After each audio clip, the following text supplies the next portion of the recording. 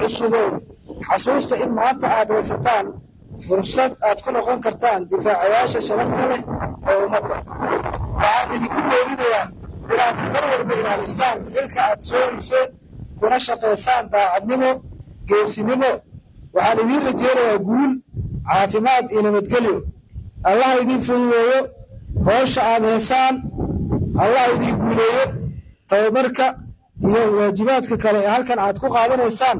waxaan rajaynaynaa sidii aad u soo qaadateen ee quruxda badan si ka fiican inaad u sii qaadan doontaan.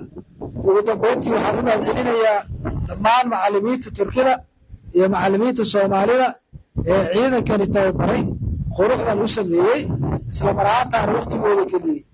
sharaf iyo karaamo ayaad leedihiin. waxaan idinka xasuusnaan doonaa qalbiga, idinma ilaawi doonno. dhulal dhaadheer ha ka soo tagteen, xaasaskiina caruurtiina iyo walaalihiin ayaa ka soo tagteen si aad u caawisaan ciidankan isla mar ahaantaana uga dhigtaan ciidanka ugu quruxda badan ee ciidamada Soomaaliyeed. waxaan leenahay idinkana waxaa idinka doonayaa inaad ixtiraamtaan macallimiintiina iyo saraakiisha kale ee Turkida, macallimiinta Soomaalida iyo dhammaan madaxda.